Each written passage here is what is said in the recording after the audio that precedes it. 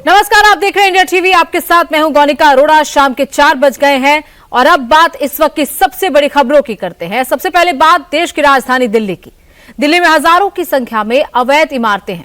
इन इमारतों का ना तो नक्शा पास है और ना ही ये इमारतें मानकों के हिसाब से बनी हैं और यही इमारतें जानलेवा साबित होती हैं।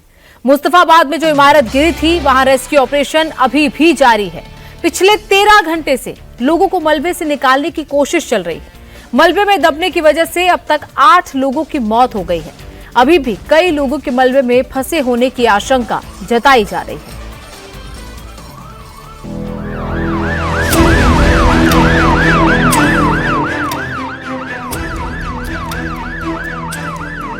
दिल्ली में रेस्क्यू ऑपरेशन घंटों से चल रहा है और आप देखिए तस्वीरों में कि किसी के निकलने की उम्मीद है।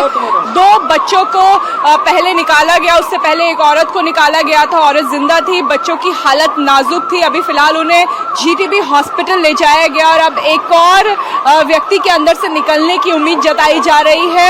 एम्बुलेंस को स्टैंड बाय पे लगातार रखा हुआ है। धीरे धीरे ये रेस्क्यू ऑपरेशन तेजी से आगे बढ़ रहा है।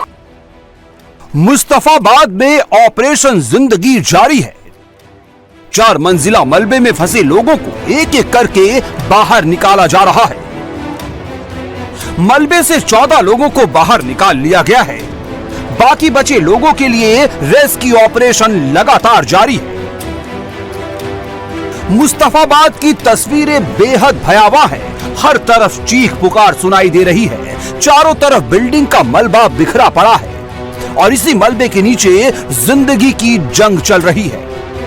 जिस जगह ये 4 मंजिला इमारत गिरी है, वहां की गलियां संकरी हैं। इसलिए रेस्क्यू टीम को मलबा निकालने में मुश्किल हो रही है, लेकिन स्थानीय लोग मदद के लिए आगे आए हैं। वो अपने हाथों से मलबा निकाल रहे हैं, जिससे एम्बुलेंस अंदर आ सके। बीती रात करीब 2:40 पर यह 4 मंजिला इमारत अचानक भरभरा कर गिर गई। हादसे के बाद से ही एनडीआरएफ की टीम राहत और बचाव के काम में जुटी है।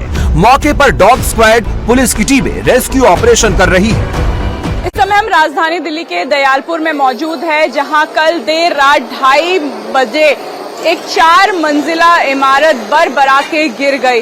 लगातार 2:30 बजे से अभी तक रेस्क्यू ऑपरेशन जारी है। ये एक रिहायशी बिल्डिंग थी जिसमें कई परिवार रहते थे, मकान मालिक रहते थे, किराएदार रहते थे। लगभग उम्मीद की जा रही थी कि 30 लोग इस बिल्डिंग के नीचे धंसे हुए हैं, जिसमें से 18 लोगों को फिलहाल निकाल लिया गया है। 4 की मौत दिल्ली फायर सर्विस ने बताई है। 2 महिला हैं, 2 पुरुष हैं। अगर आप अभी भी देखेंगे तो रेस्क्यू ऑपरेशन युद्ध स्तर पे चल रहा है, क्योंकि कई जिंदगियां इस मलबे के नीचे अभी भी फंसी हुई हैं। लेकिन ये कोई आम रेस्क्यू ऑपरेशन नहीं है।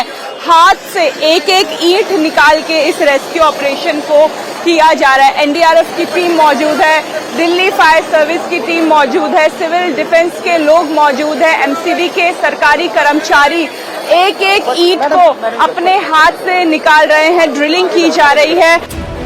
मुस्तफाबाद में जिस जगह पर हादसा हुआ है, वहां का एक सीसीटीवी वीडियो भी सामने आया है, जो इमारत के पास ही गली में लगा था। सीसीटीवी फुटेज में साफ दिख रहा है कि हादसे के बाद तेजी से धूल का गुबार उठा, जिससे आप अंदाजा लगा सकते हैं कि यह हादसा कितना भयानक था। सीसीटीवी फुटेज में हादसे का समय रात के 2:39 दिखाई दे रहा है। दिल्ली फायर सर्विस का कहना है कि उन्हें करीब रात 2:30 बजे घर गिरने की सूचना मिली थी। जब टीम मौके पर पहुंची तो पूरी बिल्डिंग ढही हुई मिली। तो वहीं आसपास के लोगों का कहना है कि हादसे के वक्त धमाका इतना तेज हुआ कि उसकी आवाज काफी दूर तक सुनी गई। सवाल ये है कि मुस्तफाबाद में हुए इस हादसे का जिम्मेदार कौन है? कैसे अवैध तरीके से 4 मंजिला इमारत बनाने की इजाजत दी गई? मुस्तफाबाद की ये कोई इकलौती इमारत नहीं है। ये इलाका ऐसी इमारतों से भरा पड़ा है। यहाँ अवैध इमारतें बनाई गई हैं। घरों के अंदर बिजली के खंभे तक लगे हैं। फिलहाल सीएम रेखा गुप्ता ने मामले में जांच के आदेश दे दिए हैं, जिससे दोषियों के खिलाफ कड़ी कार्रवाई की जा सके। और इसी खबर पर और ज्यादा जानकारी के साथ हमारे साथ अनामिका गौड़ जुड़ गई है। अनामिका, इस वक्त क्या लेटेस्ट अपडेट है, कितने लोग फंसे हुए हैं और कौन इस हादसे के पीछे का जिम्मेदार है?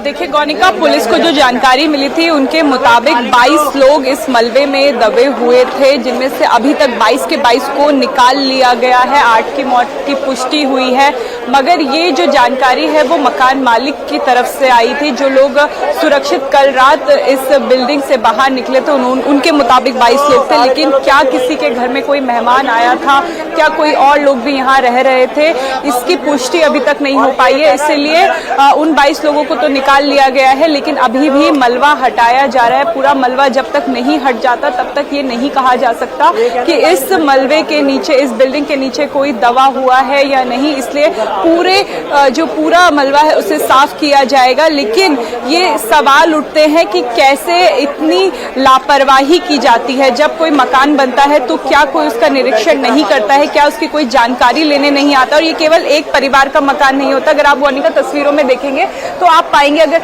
मेरे कैमरा पर्सन वो घर दिखा पाए जिसमें कई लोग अभी आपको दिखाई दे रहे होंगे, ये एक 20 से 50 गज में बना हुआ मकान है। आप देखिए कि कैसे 4 फ्लोर इस पे बनाए गए हैं। केवल कमरों का एक ढांचा है, न सीमेंट है, ना ही उसमें कोई प्लास्टर किया है, कोई इसमें सुविधा नहीं है। केवल कमरों का ढांचा बनाया है जिसमें कई परिवार ऐसे रहते हैं। और ये केवल एक बिल्डिंग की तस्वीर नहीं है, यहाँ इस तरीके की कई बिल्डिंगें हैं जिन्हें बिल्डर्स बना देते हैं और लोगों को बेच देते हैं। लोग सस्ते के चलते इन्हें खरीदते भी हैं और फिर उनकी जान इसी तरीके से जोखिम में आती है। अब वो सभी अधिकारी क्या तलब किए जाएंगे या इस दुर्घटना से सबक लिया जाएगा? गौनिका, ये सवाल बना हुआ है। बिल्कुल यही सवाल उठता है कि आखिर क्या बिना नक्शे पास किए बिल्डिंग को बनाया गया या फिर कोई निरीक्षण करने नहीं आए? ये सारे सवाल उठते हैं और प्रशासन इनका जवाब दे सकता है। बहुत बहुत शुक्रिया अनामिका हमारे साथ जुड़ने के लिए।